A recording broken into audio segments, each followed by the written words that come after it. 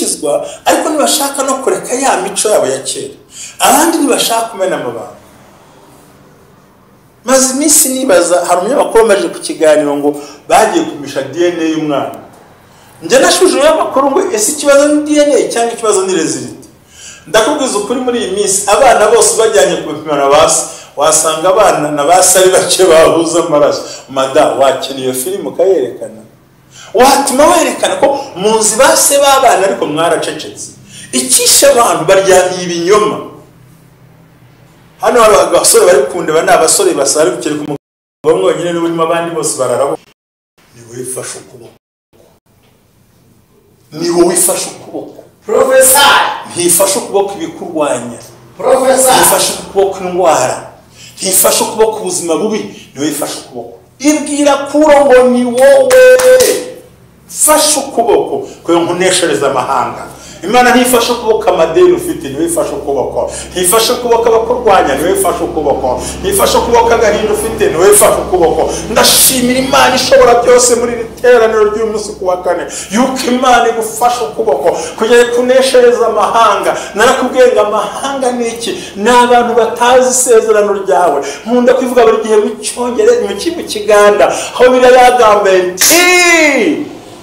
Katonda agwako kutesa kwa mawanga ni ebibya ebirozo by'abantu. Imana ikuraho impaka z'amahanga kandi igahomba ibyifuzo by'abantu. Uyu munsi bidibye burundu kandi byose bidibe, amagambo adibe, indwara idibe, urusaku rudibe, haguruka unezerwe. Imana izanye ubuzima muri wowe, izanye icyerekezo muri wowe. Uyu ni umunsi wo kunezerwa, ni umunsi w'amavuta. Nagira ngo uhaguruke wisi n'ubiyafite yisige ntacyo bimbwiye. Niba ufite amazi ya ntacyo bimbwiye, hagarara mu kwizera, hagarara mu mbaraga z'ijambo. Uyu munsi wa none utakandagira amateka amuhindura ibintu byose kandi Imana igaragaza imbaraga zikomeye. Ndasabye kugira ngo uzirikane aya magambo, agakiza karamusanze kugendere igihe guhindura ibintu byose kandi birahinduka mu buryo bukomeye. Igiye guhinduka buri wese abirebe kuko uri Imana ishobora byose. Wirira i Burayi, wirira muri iyo nzu urimo. Imana yavuze ngo iguhanaguye amarira kandi yagutabara. Baba ugiye kugenda uzi icyerekezo, wowe ubuze ibyangombwa ndabigusabira mu Bufaransa mu izina rya Yesu. Imyaka 10 umaze utabibona, ndakubwiza ukuri amagambo ngo ayibone kuko amavuta kandagiye amateka. Wowe matanye n'amavuta, bagumanye n'amavuta kandi ubwiza ukuri wisuzugura mvuto yakire mu izina rya Yesu. Hallelujah. Ndikumva ikirere gitamurutse, ndikumva imbaraga z'Imana zirimo zikora, ndikumva ibitangaza Imana bikora mu izina rya Yesu. So wenyine mwana urabizi ugwaje umwana wowe ariko Imana iramukije bakwe ngo ni kanseri uraho uri mu Buholande wowe. Imana ivuganye nanjye ngiramukije mu izina rya Yesu. Witirinya wigira ubwoba, niyo kanseri ivuyeho kuko Imana yacu irakora. Iyo hari agakiza birembera, aya ni amavuta kandi agira amateka ubuzima bugahinduka. Ubumwe bw'abera Ministries, amavuta kandi agira amateka ubuzima bugahinduka. Mwiyerekwa ry'umushumba Rivera Ntambabazi Jean Baptiste ubwo yasengaga Imana yamuhishuriye abantu benshi batsikamiye n'amateka mabi, imuha amavuta ngo ugende uyasuke kuri bariya ubuzima buhinduke. Amavuta kandi agira amateka ubuzima bugahinduka. Mu izina rya Yesu tugushimiye urukundo rwawe, tugushimiye kugira neza kwawe. Uri Imana ikomeye, uri Imana ishobora byose. Turi imbere yawe kugira ngo Imana tubone neza yawe, tubone ukuboko kwawe, tubone kugira neza kwawe. Umugaragu wawe ndamusengeye, mushyize imbere yawe, ndakwinginze ngo Mwami ibyo avuga bwirijwe nawe, ntaba ari we data ahubwo izina ryawe ari ryo. Reka Mwami ibyo avuga bigirire umumaro benshi kandi Mwami Imana benshi babone neza n'urukundo rwawe. Turagushimye ko ugiye kumukoresha, data atangiye ubane nawe, usozanye nawe. Turagushimye mu izina rya Yesu, amen. Ndabashuje cyane rero nshuti z'Imana bakunze umwe bw'abera Ministries tugiye gukora ikiganiro live mu izina rya Yesu, aho amavuta kandagira amateka ubuzima bugahinduka ndetse bwamara guhinduka no gahindura ubw'abandi. Rero ni ngewe Ntambabazi Jean Baptiste nakabivuze nyine kandi nkaba umwe mu bana Imana yahishuriye kubijyanye n'ubumwe bw'abera Ministries, aho umurimo w'Imana ugeze kure. Dushimira bakomeje kudufasha bose. Uyu munsi nagira ngo tuganire ku ijambo ryitwa agakiza, salvation. Agakiza nicyo shaka kuvuga mu mbaraga zibohora abantu. Agakiza niryo mbaraga za mbere zikomeye zikubohora ku kintu cyose. ndashaka tuganira ijambo agakiza. Nuvuga ngo ijambo agakiza mu isezerano rishya ubwaryo agakiza kavugwa inshuro 119. Mu isezerano rishya rya kera mu isezerano rishya kavugwa inshuro 37. Ijambo agakiza abantu bategetse gukizwa n'iki, agakiza n'iki. No kuvuga ngo Bibiliya yose hamwe yihariye ijambo agakiza inshuro 150 hafi 156. Urumva ko ugabanije ibitabo 66 uza gusanga nibura ijambo agakiza rivugwa mu gitabo kigize Bibiliya inshuro 2 n'ibice 3. Muvandimwe nshuti y'Imana, ubundi iyo dushaka kubohoka, iyo dushaka kwinjira mu isezerano, iyo dushaka gukosora ibintu, iyo dushaka kugera mu rwego rwiza kugira ngo tubashe kubohoka, amavuta akandagira amateka kandi ubuzima bw'umuntu buhinduke, abone ko bwagenze neza. Niyo mpamvu rero kuri uyu munsi wa none nifuje kuvuga ijambo agakiza mu buryo burambuye, mu buryo umuntu wese abasha gusobanukirwa, kuko ijambo agakiza ni icyo ubwabyo. Ijambo agakiza ni ukuba waba urwaye ugakira ikintu runaka. Sishaka kujya mu mateka y'ibitabo no kujya gushakisha, ariko umenye ngo agakiza ni iki. Tumaze tubaganira cyitwa umuvumo, karande n'inyatsi. Ariko niyo mbere ngo agakiza ni urukuta ruzima rushyigikira nyirarwo, ni urukuta rukomeye, ni urukuta rukwinjiza mu masezerano, kuko agakiza ni imbaraga z'umuntu wese ubasha kubaha Imana, kumvira Imana no kugendana n'Imana mu mugambi w'Imana, ndetse na buri gihe kuba umuntu abasha gukorana n'Imana mu buryo budasanzwe. No kuvuga ngo ndashima Imana kuko umukozi umaze kudusengera, Imana imuhe umugisha mwese aho muherereye, abadukurikira tuziko turi live kano kanya, muzi ko buri wa mbere, buri wa kane ndetse no ku cyumweru hagomba kubaho live, abantu batubaza buri munsi ngo muteranira he. Uyu munsi nyine naho uri kutureba, ariko mu minsi za byose muzabisobanukirwa. Nagira ngo rero dusengane Imana wo muri cyane. Ijambo rya mbere agakiza aho ryagaragaye ni mu bice 49 umurongo wa 18, aho mukambwe witwa Yakobo yavuze ngo Mana ntegereje agakiza kawe. Rero agakiza ni inkingi ikomeye cyangwa ni inkuta zikomeye zibasha kurinda umuntu.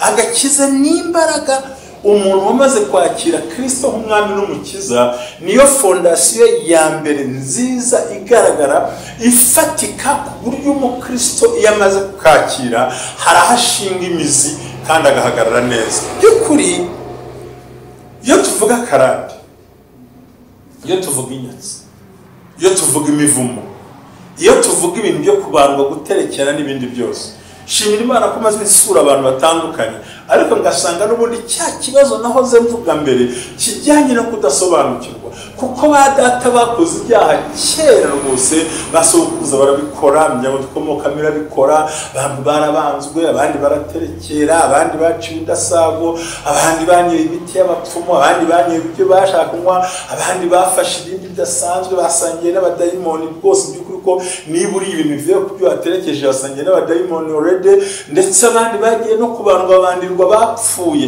Kandi iyo umaze kubandirwa wapfuye, icyo gihe nta kindi kiba kiriho, uba umeze n'ubundi nk'uwapfuye kandi warangiye usa nko muri iyo mva burundu. Twavuze abakuye nk'amada, twavuze abakora ibyaha, twavuze ibintu byinshi bitandukanye, twavuze ku rwego umuntu akora mu ibyaha ku buryo byinjira kure. So rero agakiza turimo tuganira uyu mwanya wa none, turimo tuvuga kadufasha iki, kabigenza gute?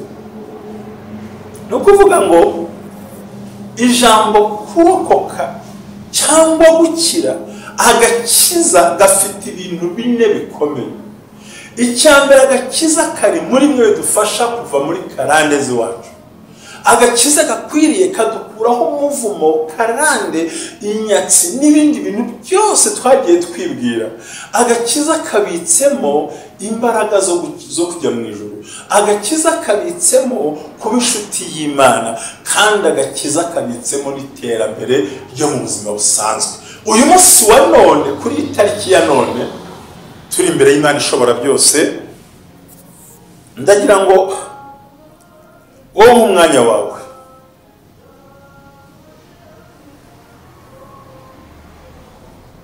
kandi umwanya ngusaba si umwanya ugoranye, ni umwanya muto nkwifuzaho gusa wo kuri itariki. agakiza, kurokoka, gukizwa, kuba umukristo no kwera ni ibintu bishingiye mu ki yuko wamaze kwakira Kristo akakubera umwami, akakubera n'agakiza, akakubera n'umukiza, none icyo gihe ukaba urakize, ukaba urarokotse. Mu yandi magambo, aya magambo nyavuze iki? Agakiza ni urukuta rufite inguni enye umwanzi atabasha kwinjiriramo, n'undi atabasha gukandagiramo, ahubwo wagezemo niwe ugira umusaruro wo kwakira za mbaraga. Ni ukuvuga ngo ikintu cyose wakora kidashingiye ku gakiza, nk'uko nagusobanuye ko Bibiliya ivuga ijambo ry'Imana agakiza, salvation, cyabandi bita ngo ni metanoia, n'uguhindukira, ni demitur, ntabwo ari cercle cyangwa sako. Hari abantu bakizwa bagakora sako akazengura akagaruka aho yarebaga, ariko gukizwa no guhindukira ukareba inyuma. Rero uyu munsi wa none mu mbaraga z'amavuta akandagira amateka, nagira ngo mbwire ko nta kintu na kimwe ushobora kunesha mu gihe cyose utarahagarara ku rufatiro rwitwa agakiza. Agakiza kadukuraho umuvumo.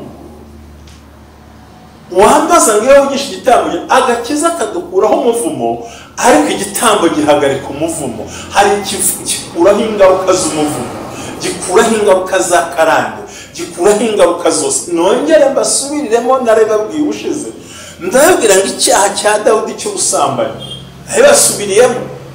Imana yaramubwiye ngo wasambanije muka Uriya mu ibanga, ariko abagore bawe wowe bazasambanywa rubanda rwose rureba. Byaje kugenda gute?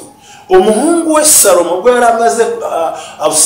yaramaze kugandira se, agira inama na Hitofero, yaramubwiye ngo fata inshoreke za so, ujye hejuru y'inzu, ushyireho ihema, ujye winjiza umwe umusambanyi undi umusambanyi, ko Imana yaramubabariye ikamugira inshuti. Kuki yamubwiye ngo wasambanye mu ibanga, ariko bizajya kumugaragara, inkota ntizava mu rugo. Bivuze ngo agakiza kadukuraho imivumo n'akarande, ariko inkurikizi zabyo zivanwaho n'igitambo watanze, kandi Imana ikaguha umugisha.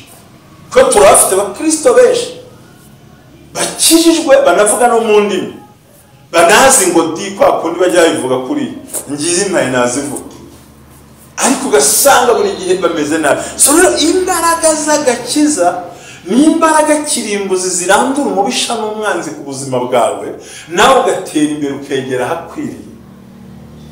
Ijambo rya mbere ryanditswe agakiza ryasomwe mu bice 49, nabikubwiye. Umurongo ubanza waho ni umusaza wayivuze, aravuga ngo Mana yanjye ntegereje agakiza kawe. Umusaza Simiyoni mu isezerano rye ati nanjye amaso abonye agakiza k'Abisiraheli, sezera umugaragu wagenda. Ndagira ngo ubize ukuri, ikintu cyakomereye ku mugaragu w'Imana witwa Yobu, yari afite abana beza, yari afite indogobe, yari afite ingamiya, yari afite ibintu byose birenze ibyifuzwa, birenze ibitekerezwa, birenze ibyavugwa.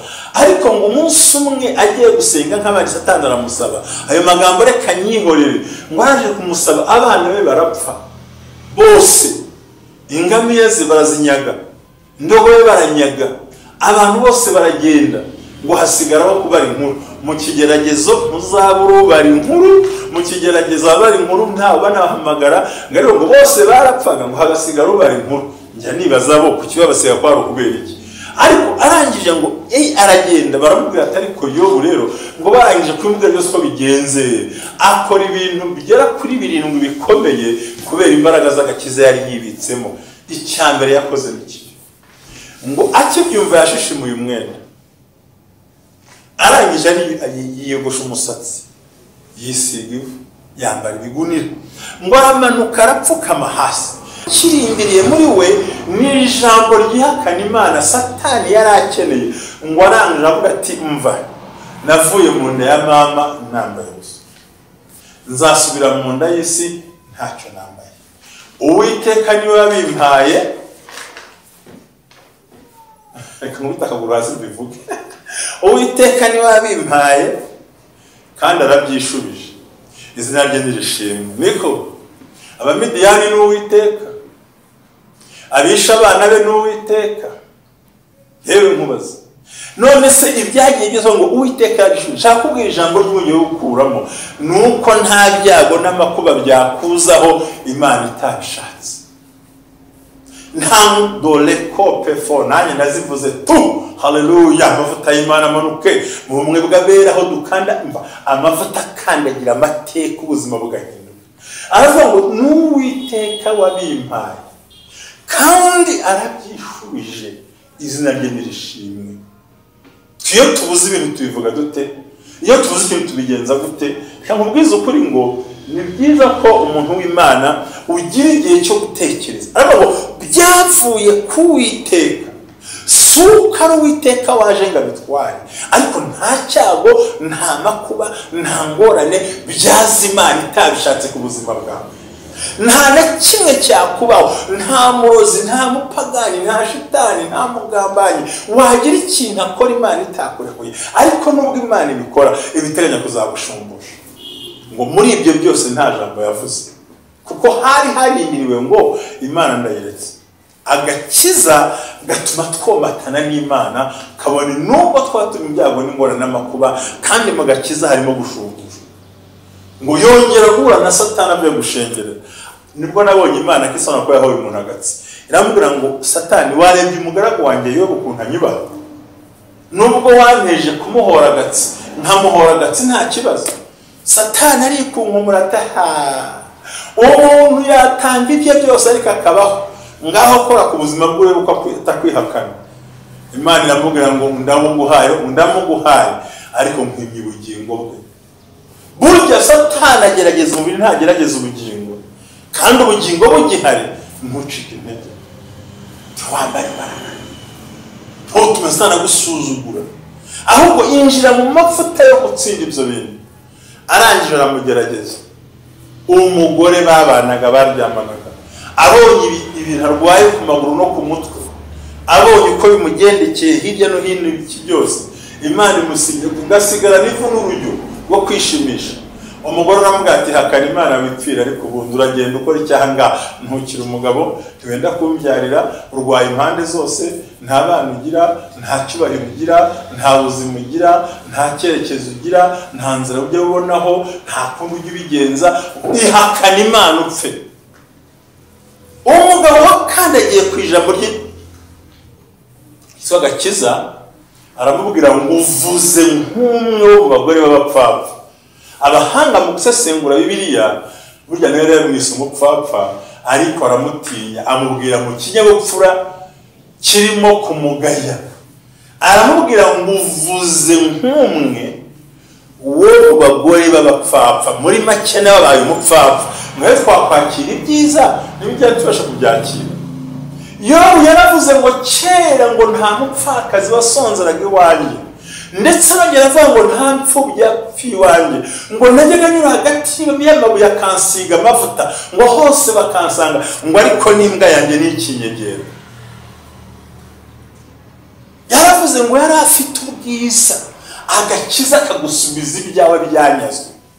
Iyo ufite amahame yako ukabanza ukakira Kristo akakubera umwami n'umukiza. Yaravuze ngo nacaga hagati y'amabuye akansukaho amavuta ya elayo, nahagarara kwiremba nkambara ikamba abasaza bakansura, ngo ariko uyu munsi n'imbwa zanjye ntabwo ishaka no kunyegera. Abitewe n'iki? N'ababidadi n'ababidadi bari kumusura, abantu bane n'abarifazi baza bamucyurira batari ku bundi ko ahumurizaga abandi byagiye, ariko arangije abereka icyo twita imbaraga zo mu gakiza. Abakubita umurongo nakunze, arahabwiye ngo simbemere ko mvuze iby'ukuri, sinzikuraho kuba inyangamugayo, naho yanyica nzapfa nkiyiringiye. Gukiranuka kwanjye ndagukomeje, agukomereje heresaza. Agakiza ni imbaraga ziduhagarika ahantu hakomeye. Agakiza kazima kubera ko umugore umwe w'umunyamahanga mpora mbabwira witwa Arahanuye w'indaya, kubwo guhisha abakozi b'Imana, ngo yahashize agatambaro gatukura ako yabamanuriyeho. Ni agatambaro gatukura, ak'umukara n'ak'umweru, bisobanura agakiza kari gahari. nshuti z'Imana no mukuri kimwe gabera ministries uyu munsi wa none, icyo wakora cyose kitarimo agakiza, kitarimo kwihana, kitarimo guhinduka, kitarimo kujya imbere, kitari kwegera imbere, nta kintu uzageraho gishoboka. Ahubwo buri munsi yose uzahora usanga utsindwa wongera utsindagirwa hasi. Kubera iki? Utamenya imbaraga z'agakiza. Imana itugirire neza. Muririmbyi yararimbye ngo imigisha yo mu gakiza k'Imana kubw'ubuntu nayihawe mugi emihamya ibyaha imbere y'umukiza Yesu. Agakiza ni intwaro idukura muri karande, ikadukuraho batuzingiye, ikadukuraho badushyize. Iyo mvuga igitambo kubiba n'imbuto, ni ibirinda ingaruka z'ibyaha bakera bakoze. Kandi nawe uyu munsi ntabwo uriho ingaruka z'ibyo wikoreye uyu munsi wa none, uriho ingaruka z'ibyakozwe n'abakera. Niyo mpamvu nakubwiye mu bicanwa n'icyenda yaravuze umukozi w'Imana, aravuga umusaza umukambwe agiye gupfa ngo Mana ntegereje agakiza kawe. Ubwo yaragiye guhesha abana be umugisha abantu b'Imana. Agakiza ni intwaro ikwambutsa aho abandi batambuka. Guhagararana n'Imana kwafashije umugabo witwa Daniel, bamutaye mu rwobo rw'intare, aragenda aryamamo aho kugira ngo intare zimurye zimubona nk'umuvandimwe. Umwami aradasinziriye, mu gitondo abyukira ku mwobo, natinye kwizera kwe, aravuga ngo Daniel mugabo ukundwa n'Imana, mbese Imana ukorera yabashije kukurinda? Undi aramubwira ati umva, Imana yabonye ko nta kibazo, yandinze rwose kandi yangiriye neza. Yesu rero akugirira neza, Yesu aguha umugisha. Nakubwira ngo ibyo bintu tuvuga n'ibyo bintu tuganira turacyari ku mbaraga z'agakiza. Nakubwiye ngo agakiza kabitsa ubuzima bw'ahazaza na hano. Kandi ikindi agakiza ni intwaro yonyine inafite n'ubutunzi. Reka Yesu yaravuze ngo mushaka ubwami bw'Imana no gukiranuka, ibindi byose muzabyongererwa. Ikitwishe n'imbaraga nke zo gukizwa twibereyemo, ikitwishe no kwica n'amahame y'Imana duhagararamo, ariko duhagaze neza, tugakora neza, tukagenda neza, tugahindura imyumvire yacu, nta cyabuza kagakiza katugeza aho twifuza, hagasigara gusa amahame yo gutsindagira no gukomeza no kurinda imbaraga z'agakiza. Kandi bikaba ngombwa izo mbaraga z'agakiza tukazibona mu buryo budasanzwe, aho zigenda zikora imirimo itandukanye. Imana ibamere umugisha. Haleluya. Imana ibagirire neza. Nta na rimwe uzigera ukorwa n'isoni nuhagararana n'Imana. Ijambo ry'Imana muri Yesaya 59 umurongo wa mbere haravuga ngo dore ukuboko kw'Imana ni kwaheze nane gukiza, n'ugutwi kw'Imana ntikwapfuye ngo kuba, ahubwo ibyaha byacu nibyo byadutandukanije n'Imana, nibyo byatumye natwima amaso. Agakiza kabitsemo imbaraga, karihariye. Agakiza ntukabwira abantu ko gafite, agakiza ntukaririmba, agakiza ubwako karivuga ko kagaragaza za mbuto. Reka mwibariza akantu kamwe, umuntu w'Imana, ubu wakubwira ngo ibyo ukora bishyire kuri video, narangiza gushyire muri salo uyirebane n'abana be n'umugore, wabyemera? Ntibarizaga umugabo, reka nongere mbaze umugore, bigusabye ko Imana ibwira ngo utuvideo twawe wa mudamu, ibyo wakoze akadushyira utuvideo twawe by'ubupagani n'ibindi byose, yarangiza avuga ngo iyo video y'ibyo bintu yirebane n'abana bawe n'abagore bawe nako n'umugabo wawe, iyo video koko wayireba, wayerekana, uwakubwira ufata ngo ibyo wabayemo n'ibyo wicayemo n'ibigendamo, agafata iyo video akayireba mbere y'abakristo. Niko pastor mugenzi wanjye, inshuti yanjye Bishop, namwe mwese tubana, uwafata utuvideo twacu badupreyinga imbere y'urusengero tukemera. Rero ni imbuto, ntibisaba ko karirimba, ntibisaba ko kavuga, ntibisaba ko kagenda kubwaho karivuga. Nivugiye kuba pasiteri bagenzi banjye, mvuze no kuba bishop n'abandi bose n'abasenga. Ibyo ntabwo natinya kubivuga, mwese turebe twumvikane ko ese koko byashoboka. Niba wumva ibyo umwigishwa udashoboka video hanze ngo bakarebe bose, kivuga ko kadahari. Agakiza ntikaririmba, agakiza ntikavugwa, agakiza n'ubu bagafite kugayo karihariye, kera imbuto zigaragara, kakera imbuto zifatika, kakera ibintu bigaragara ku buryo nta mpamvu yo gutinya. Nico nakubaza uyu munsi wa none, wakaguha ko iyo video wayirebana nande, ayo mashusho wayerekana uri mutoga usamba nubeshya, mbega bwa video bwose aho wagiye aho wanyuze hakase, umva mubwiza ukuri turengerwa n'Imana ishobora byose. Amen. Hari utayireba muri abo nanjye ari wanirekaga uyijyana, kuko hari ibintu ese nigira umwere ko ndi imbere ya kamera nigire mutagatifu, nanjye uka video kantera ubwoba rero sindi umuntu uze mubeshya, nanjye kantera ubwoba. Ubu zikora umuntu avuga ubutumwa mu kanya yarakaye, kandi turi mu isi nk'ibibazo, ariko agakiza ubwako kikavugwa. Ntabwo mu rwego ugenda akishijweho ya nose nakubwira ati ngewe iyo ntaho umurokore mbagukubise urushyi ntabundi ngira ngo umurokore ubundi umurokore ntakubitana.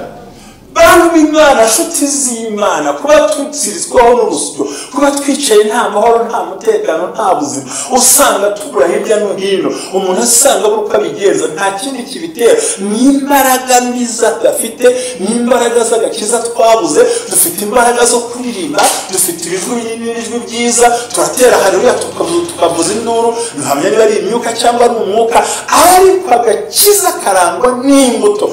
Mwibutse tugatanu mu gitabo cya Yeremiya, Imana ngo genda ushakire bene kabo, ubajyane mu nzu y'umusengero hejuru, bashyira inzoga banywa, barangira bazamura. Ni umuhanuzi abajyanye mu nzu y'Imana mu cyumba cyo hejuru, abaye inzoga barayanywa. Baramubwira ngo sogokuruza wacu yatuje guhinga inzabibu, atubuza kunywa inzoga, atubuza no gutura mu mazu, gutuye mu mahema. Twamumvira Imana ibwira Yeremiya ngo ndebera ibintu bategetswe na sekuruza baba barabyumviye, ariko nge nzinduka kare cyane nkavuga ntibanyumve. Iyo hatari agakiza, nubwo watanga ibitambo ukitanga twiga, ugatanga yoherwa yose, ugatanga ibyo ukora byose, nta kintu byageraho. Habanza salvation, agakiza, gutsindishirizwa, guhagarara ahantu hazima, ukavuga ngo ni Imana nyir'ijuru n'isi banye nanjye. Imana ishimwe cyane. Wowe nkurikiye uri Australia, wowe nkurikiye uri Burayi, nawe nkurikiye mu bihugu bitandukanye, ndi kukubwira ikintu kimwe gifite imbaraga. Agakiza kaduha ubuzima bwa none, ubwo turimo n'ubuzima buzaza. Kwakira Kristo akakubera umwami nk'umukiza ni inkutenye, imbere, inyuma, ku ruhande no hirya no hejuru, zirinda ubuzima bwawe, zirinda umuryango wawe. Imana ikumira umugisha. Turacyakomeje ko turimo turaganira ku magambo y'Imana kandi afite imbaraga, kugira ngo umuntu wese yumve agakiza. Buriya iyo tuvuze ijambo gukizwa, guhinduka cyangwa guhindukira, ba data koko barabikoze. Ayo ndi umwe mu bantu badatinya gutanga ubu buhamya, kubwira ko data afite abagore barindwi, abo ni abo tuzi, aho yinyabyaga ku ruhande tuzi ngo ni bande. Yewe kugira ngo unabyumve neza, hari mushiki wanjye namenye muri 2002, yaratuye mu Kagarama, tazi ko ari mushiki wacu n'ugatakira. Urumva ibyo data yakoze, iyo ntaza kwakira agakiza byari kuba ingaruka kuri ngewe. Icya kabiri, iyo ntaza kumenya ko ntanga igitambo ngo mpagarike, kuko reka nsobanure muri ubu buryo, agakiza kahagarika imivumo n'akaraga kuri twe, ariko ariko ingaruka z'aho dukomoka zo ntizigendana n'agakiza uwo mwanya, ahubwo ugumana nako. None se niba bari barabarozi uyu munsi bibaba mudiro wa mwana w'umurozi baba batakiri. None se ugira ngo iwacu aho mvuka nabwo ejo bundi Manuel ntakongere kuhavuga cyane cyangwa ryahareka wagira ngo icyarwa batidiro wa mwana wa nta mbabazi zisha aho bamaze kugira abagore b'ingo ko so yarafite benshi ntibabura kubimbwira kuko bazi ko iwacu gutunga abagore barenze umwe, gutunga umugore umwe ari cyo bitaga icyaha kuruta ubuzima. Ariko iyo tumenye Imana, iyo duhagararanye n'Imana, twe tumenye ukuri kw'ijambo, tukavuga ngo nyuzwe nuko mbayeho, nyuzwe nuko ndiho. Urumva iyo nkomoko yose yizanye ni ubuhamya ndimo nguha. Iwacu ntabazamutse ngo bige bagere ku rwego gezeho n'undi mugiye kuzumva muri iyi minsi, ariko kuko nakiriye agakiza namara gukizwa nkajya mu murimo w'Imana harwana n'ibintu bikamvuna kandi nkijijwe niyo jiraho njye abantu barapfaho ndasigara cyenyine mfite amavuta araho abana barancaho ibyo byari byabo twiganye abo twakoranye akazi gatandukanye, ugasanga uri gusaba rifite uwo wasomeraga igitabo mu ishuri cyamunaniye warigizwa ngo umwami Yesu nkunda ndamahoro ngo hahirwa binganira bagerageza kuri amazemerwa ngo Imana yashatse komera gutya oya mu izina rya Yesu. Agakiza saka abatindi, agakiza saka abakene, agakiza naka bose, kandi umuntu wese amaze gukizwa no gutera imbere hari izindi mbaraga yinjiramo zimugeza mu ipfundo, zimugeza ahantu hakwiriye. Ntabwo gukizwa ari ugukena, gukizwa sukira, gukizwa hibitsemo ibintu bine nabikubwiye. Hari ugukurwaho imbaraga by'abadayimoni, hari ukugendana n'Imana, hari uguhabwa icyubahiro mu buzima bwawe. Icyaka n'agakiza kabitse icyo wifuza cyose Imana yaguha. Haleluya, torema serabahora. Amen. Data twese ndumvashimye Imana ishobora byose. Uyu munsi ufite ubuhamya ntari butange, menya ko kubera ko nshaka kubika ubuzima bw'abantu, ariko nabwira ngo hari umudamu umwe yamuhamagaye gutoza ngo ndashima Imana ishobora byose. Uwo mugabo yarambwiye ko tuzakora divorce nigera mu 2023 nta kana afite. Umugabo yambwiye ko tuzatandukana, atari umubwire Mushumba wanjye ati natinye kubivuga indangiza amezi 7. Agakiza narambwiye ngo bazukizwe ibyo wakora byose, icyo wazana cyose bazukizwe. Yesu yavuze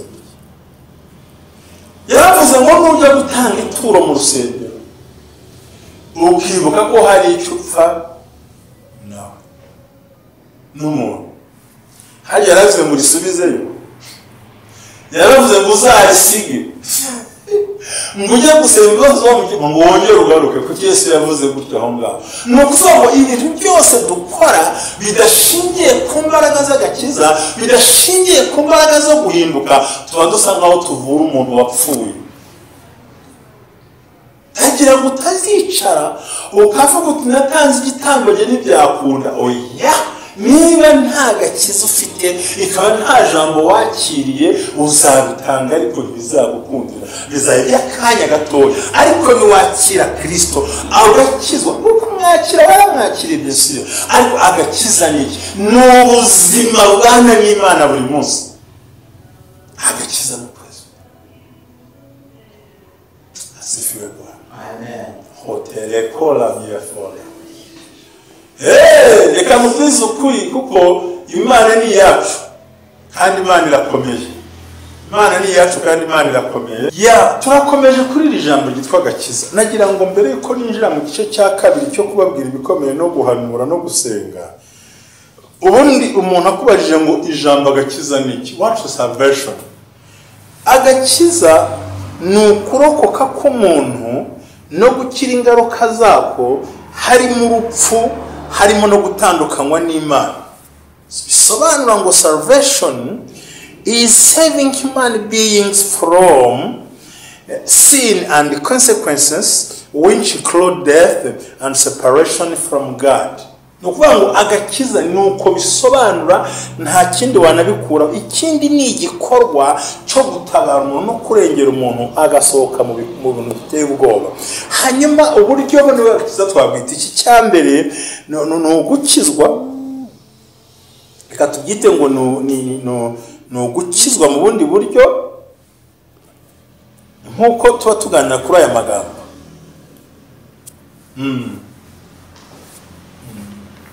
Basobanuriye kare babwira ngo gukizwa ni igikorwa cyo gutabarwa ndetse no kuba umuntu yagara umwanya mwiza. Hanyuma tugiye kureba ubwoko bune cyangwa imvugo enye y'agakiza kugira ngo bisobanukirwe. Icyambere ni ukuba wihanye ukaba mushyashya, gutsindishirizwa, kuba igitambo kizima no kwezwa mu buryo Imana niko gakiza nicyo gasobanura. Ikindi nashatse kubabwira cyane mu yandi magambo, original cyangwa verite y'agakiza ni igikorwa gikiza umuntu kuva mu byaha n'ibibi mu gihe kimwe cyangwa ikindi gihe cyinshi cyane, agatangira gukorana n'Imana no kwegera n'Imana. Ngiyo salvation, ngicyo nashaka kuganiriza kugira ngo ubashe kubyumva kandi ubyakire. Hanyuma agakiza kagira stage enye. Icyambere ni listening, kumva. Kabiri ni face. Gatatu ni ukwihana. Kane ni ukubatizwa. Gatanu ni ukuzura umwuka wera. Iby'agakiza nta bindi wavuga mbisobanuremo. Ni ukuvuga ngo what is the 5 steps of salvation? Ni ukuvuga ngo ikintu cya mbere ni ukumva. Icya kabiri ni faith. Icya gatatu ni repentance. Icya kane ni water baptism. Icya gatanu ni spirit feelings. Hallelujah. Umudamu wambwira ko ndiyo mvuga ntabwo nzi icyo ndagerageza. Nuvuga ngo agakiza kuyumva two tukumvuga mbere. Icyambere ni ukumva. Kabiri wamara kumva ukizera. Gatatu ukihana. Kane ukubatizwa mu mazi. Gatanu ukuzura umwuka wera ukagendana n'Imana. Naho gakiza kandi. Ikindi ku bantu bahanga, munazirikana ko nshimira abantu bose bansengeye, kandi nzababwira icyo nzababwira muri iyi minsi. Nzababwira muzacyumva kandi kumwe gabera muzishima yuko abankurikirana mwese hari urwego Imana yashyizemo. Nzabereka muhumure. Rero iyo tuvuga agakiza ubundi kagira synonyme zigera ku 10 cyangwa se siko bita mu Gifaransa. Mu Gifaransa nicyo nivugira, nicyo narambyemo. Ni ukuvuga ngo ubundi agakiza gasobanura deliverance. Kabiri kasobanura emancipation, ni uburyo umuntu aba azamutse yaravuye hasi. Gatatu ni liberation. Kane ni ukubabarira. Gatanu redemption, kurokoka. Gatandatu kongera kwibaka. Karindwi kugirana amasezerano. Umunani ni ukuba umuntu arinzwe. So iyo gakiza nawe nkubwiye gafite ibyo bintu byose nakuganirizaga. Ariyo mpamvu nakubwiye ngo nubwo watanga ibintu byawe byose ugashya wowe ubwawe, nubwo watanga inzu ugatanga amadolari n'abanyarwanda n'amayero n'amakwaca n'amarundi n'amafaranga yose, ariko udafite fondasiyo muri Kristo Yesu, umeze nk'uvura umuntu wapfuye. Ni naho sobanura rushango kandi akabo yandiriye amafaranga ntayo yakuriye, ahubwo ntibari muri mutu yo gukora ibyo bintu. Icyambere ni agakiza kabanza gufatika, kuko agakiza gahagarika imivumo ndetse kanatuvaho, ariko ingaruka zako z'imivumo n'akarande ntibipfa kuvaho kereka ukoze cya gikorwa nzahora mvuga cyitwa igitambo gifatika. Ndashimira umubyeyi nagiye gusura ejo bundi muri za hirya ngiyo mu majyepfo ahantu kure hagoye kugerayo. Yarambwiye ati maze kumva iby'Imana ivuga ngo urishe inka yanjye, ni oya, yereka ibanze gukamirwe, banze ukizwe, nukizwe Imana izakuyobora ahandi hantu. Kubera iki? Nuko nta mbaraga n'imwe yagira agaciro idashingiye ku gakiza umuntu afite. Bivuze ngo agakiza niyo fondasiyo ya mbere yo kubasha kukubohora. Banze ukizwe mu mitekerereze. Kizwa mu mitekerereze yawe. Kuremo amoko, ikuremo gukwangana, ikuremo urwangana, ikuremo imbuto za kamere, ikuremo ikintu cyose gituma cyagutandukanya n'Imana. Numara gukura imitekerereze, injira n'imitekerereze yo kuba umwana w'Imana. Nakubwiye kare ngo uwafata ifoto yawe wiherereye, ubuntu ukuntu wirirwa mu buzima agafakora aka video akagusaba ngo akereke mu rusengero ureba, wamwemerera niba utinya ko ibyo ukora batabigaragaza. Twese ariko twatinya guhinduka imyumvire hano ukabanza ugatekereza ikintu. Niyo mpamvu mwebwe ya ministry, intego yacu ministries ni uguhindura imyumvire, ugahindura ibikorwa, ukagira umugisha, ukagenda gufasha abandi. Rero ni ngombwa ko ikintu cyose, reka nkubwize ukuri, aho duhagaze ahangaha duteranira ni ubuhamya ntanga ko sinavuga umuntu yaraje yicara arambwira ati sengera, ndamubwira ngo nta mbaraga nabona ko hari akantu wambariyeho, kuko abantu barashaka gukizwa ariko bakanagira n'ibintu ngirwamana ku ruhande. Abantu barashaka gukizwa ariko ntibashaka no kureka ya mico yabo ya kera. Abandi ntibashaka kumena amabanga. Maze iminsi nibaza, hari umunyamakuru amaze ku kiganiro ngo bagiye kumisha DNA y'umwana. Njye nashuje amakuru ngo ese ikibazo ni DNA cyangwa ikibazo ni result. Ndakubwiza ukuri muri iyi minsi abana bose bajyanye kupimana basi, wasanga abana na basi ari bake bahuza amaraso. Mada wakiniye film ukayerekana, watuma werekana ko munzi base babana ariko mwaracecetse. Ikishe abantu baryamiye ibinyoma.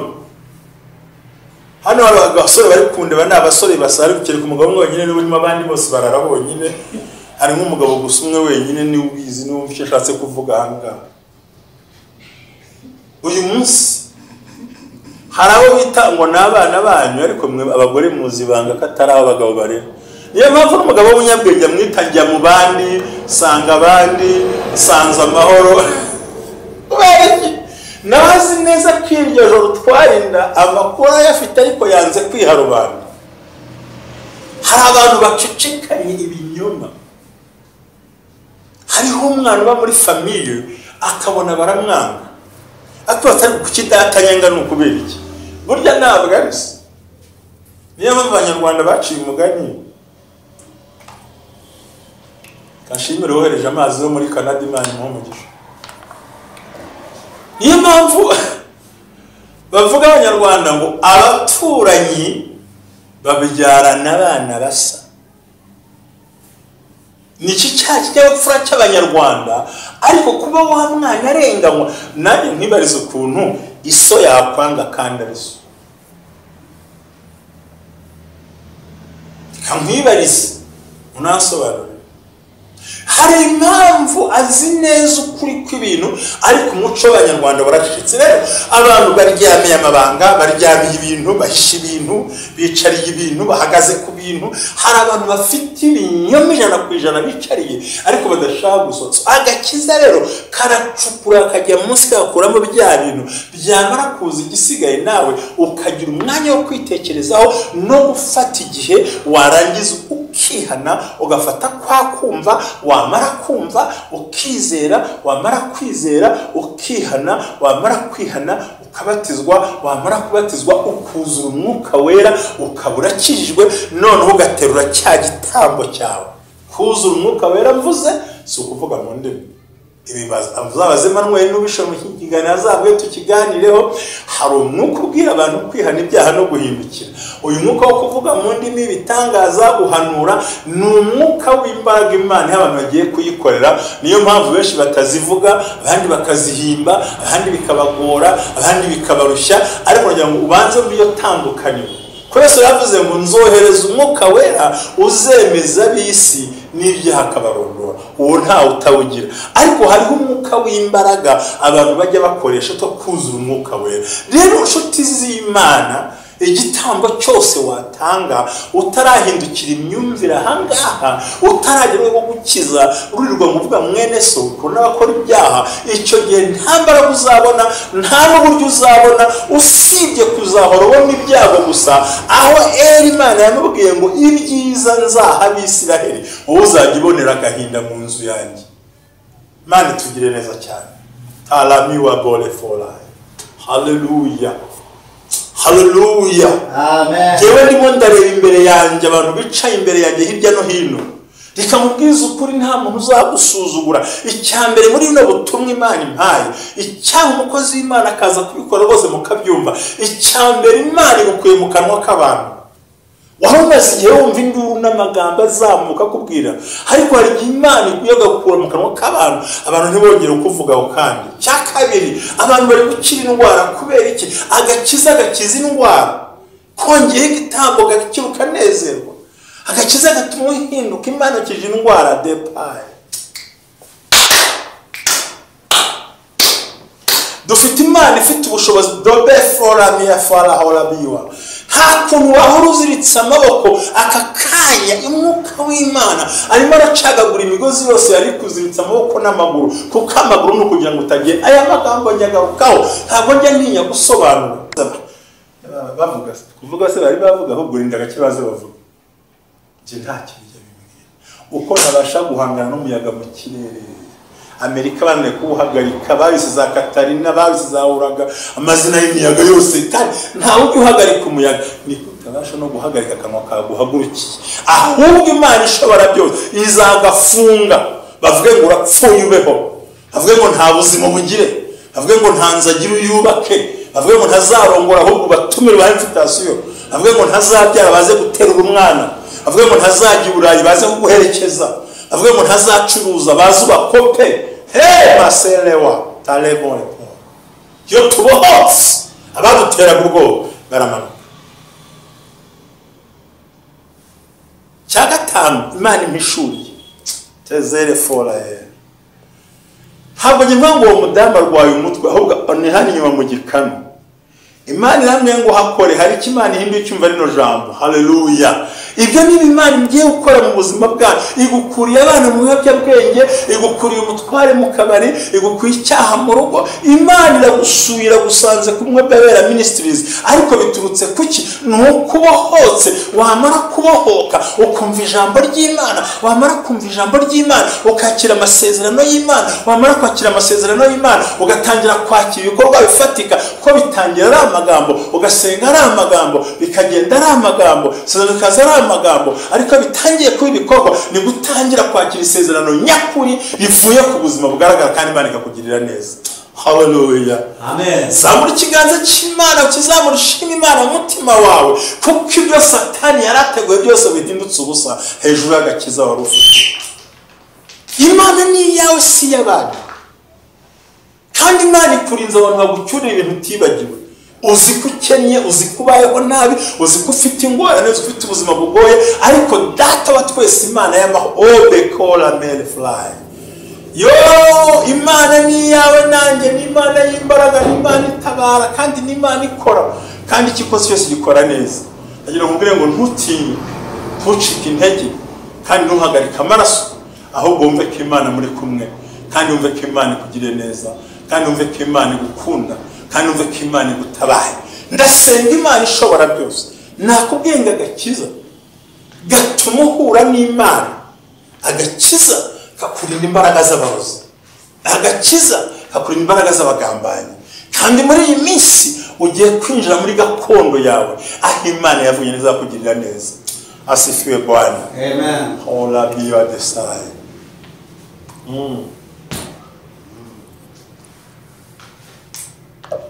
Yesu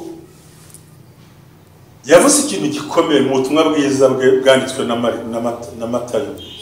Aravuga ngo mubanze mushaka ubwami bw'Imana. Ntararikomeza wa mugabo umurikiye, uri no mu Rwanda, uri no mu Majyepfo, wari umaze iminsi urwaye akaguru karakubujije amahoro, ariko Imana irambwiye ngo iragukijije. Ndetse wari ugiye no gusezera mu kazi, Imana irambwiye akazi kagumeho ntabwo kavuye. Amavuta kandagira amateka ubuzima bugahinduka. Ayo ni umwuka w'Imana, ni Ahishurirwa rikomeye rivuze ngo amavuta agiye gukandagira amateka, akayasyonyora, akayahonyora, akayaribata, akayavunagura, akayakuraho, tukinjira muri gakondo ifatika, aho Imana ihinduye ubuzima bwawe. Asifiwe Bwana. Haleluya. Haleluya, haleluya, haleluya. Ntawe uzakunyaga ibyawe, ntawe uzagutwara ibyawe, ntawe uzagutwara Imana yagusezeranije. Imana yavuze kiracyahari, kiracyagutegereje. Imana iracyari mu ruhande rwawe.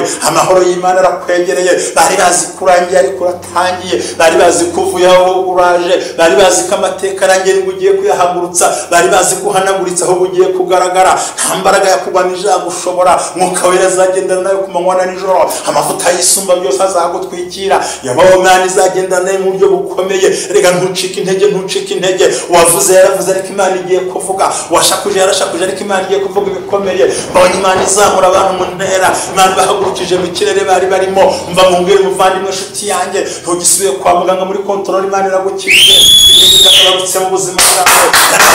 Agira amateka uyu munsi wa none, aho ugiye kwinjira muri gakondo ikomeye. Imana ntigibeshya, Imana yacu kola mandele brai dole fiko sispenia. Imana iravuze ikosoye ibintu byose. Mavuta kandagira amateka, tike y'indege urayibonye, urinde bigakaze, Imana ikiri yaranze, yahindukiye. Imana ukujeho kandi ndakubwiza ukuri, agakiza kamano yo gutabarwa, harimo imbaraga, harimo ubuzima.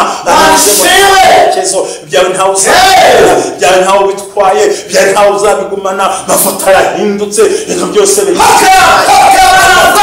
biranze, ushobora byose. Tarowe sipe for Imana we, Imana yo mu ijuru irimo irambwira ngo dore ni wowe ifashe ukuboko, ni wowe ifashe ukuboko. Professor ntifashe ukuboko ibikurwanya, Professor ntifashe ukuboko indwara, ntifashe ukuboko ubuzima bubi, ni wowe ifashe ukuboko. Ibwira kuro ngo ni wowe fashe ukuboko kuyo nkuneshereza amahanga. Imana ntifashe ukuboko amadeni ufite, niwe ifashe ukuboko. Ntifashe ukuboko abakurwanya, niwe ifashe ukuboko. Ntifashe ukuboko agahinda ufite, niwe ifashe ukuboko. Ndashimira Imana ishobora byose muri iteraniro ry'uyu munsi kuwa kane, yuko Imana igufashe ukuboko kugira kuneshereza amahanga. Narakubwiye ngo amahanga ni iki? Ni abantu batazi isezerano ryawe. Nkunda kwivuga buri gihe mu Cyongereza, mu Kiganda, aho birayagambaye nti Katonda agwako kutesa kwa mawanga ni ebibya ebirozo by'abantu. Imana ikuraho impaka z'amahanga kandi igahomba ibyifuzo by'abantu. Uyu munsi bidibe burundu, kandi byose bidibe, amagambo adibe, indwara idibe, urusaku rudibe, haguruka kunezerwa. Imana izanye ubuzima muri wowe, izanye icyerekezo muri wowe. Uyu ni umunsi wo kunezerwa, ni umunsi w'amavuta. Nagira ngo uhaguruke wisi n'ubuyafite yisige, ntacyo bimbwiye. Niba ufite amazi ntacyo bimbwiye, hagarara mu kwizera, hagarara mu mbaraga z'ijambo. Uyu munsi wa none utakandagira amateka, amuhindura ibintu byose kandi Imana igaragaza imbaraga zikomeye. Ndasabye kugira ngo uzirikane aya magambo, agakiza karamusanze kugendere igihe guhindura ibintu byose, kandi birahinduka mu buryo bukomeye. Igiye guhinduka umuntu wese abirebe, kuko uri Imana ishobora byose. Wirira i Burayi, wirire muri iyo nzu urimo. Imana yavuze ngo iguhanaguye amarira kandi yagutabara. Baga ugiye kugenda uzi icyerekezo, wowe uzi ibyangombwa, ndabigusabira mu Bufaransa mu izina rya Yesu. Imyaka 10 umaze utabibona, ndakubwiza ukuri amagambo ngo ayibone, kuko amavuta kandagiye amateka. Womatanye n'amavuta, bagumanye n'amavuta, kandi ubwiza ukuri, wisuzugura mvutu yakire mu izina rya Yesu. Hallelujah. Ndikumva ikirere gitamurutse, ndikumva imbaraga z'Imana zirimo zikora, ndikumva ibitangaza Imana bikora mu izina rya Yesu. Si wowe wenyine gusa ugwaje umwana, urabizi ugwaje umwana wowe, ariko Imana iramukije. Bakwe ngo ni kanseri, uraho uri mu Buholande wowe. Imana ivuganye nanjye ngo iramukije mu izina rya Yesu. Witinya, wigira ubwoba, niyo kanseri ivuyeho, kuko Imana yacu irakora. Iyo hari agakiza birembera. Aya ni amavuta kandagira amateka, ubuzima bugahinduka. Naho umuntu ngo nari ndwaye ndakira, nari nshonje ndarya, nari nambaye ubusa ndambara, nagendaga agiye Imana irantaba. Aya ni amavuta duhagararamo tukavuga ngo byose birashoboka. Ntabwo ari ibintu bwira umuntu, ntabwo turi muri nzanza, no, twebwe turavuga ngo nari ndwaye ndakira, nari nshonje ndarya, nari nambaye ubusa ndambara, nari nabuze abantu ndababona, nari mfunzwe ndafungurwa, nari mbabaye ndatabarwa, narahombaga ndunguka. Turashaka umuntu bigaragare mu izina rya Yesu. Amen. Ndabashimiye kandi ndabasengeye mwirija Imana iguhe cy'umutima wawe ushaka cyose, kubw'amavuta akandagira amateka, kubw'amavuta akorera mu bumwe bw'abera ministries. Kandi nanjye nk'umushumba ubumwe bw'abera mpaturiyeho umugisha, vuga ngo amahoro y'Imana n'imigisha y'Imana no kurindwa n'Imana no gutabarwa n'Imana. Kandi mutegereze mu minsi mike tuzagaruka ngo ninge wa mugore wongera ugaruka ushime ko Imana yabikoze kubwa Yesu Kristo umwami wacu. Amen. Shalom. Ubumwe bw'abera Ministries, amavuta kandi agira amateka, ubuzima bugahinduka. Mwiyerekwa ry'umushumba Rivera Ntambabazi Jean Baptiste ubwo yasengaga Imana yamuhishuriye abantu benshi batsikamiye n'amateka mabi, imuha amavuta ngo gende uyasuke kuri bariya ubuzima buhinduke. Amavuta kandi agira amateka, ubuzima bugahinduka.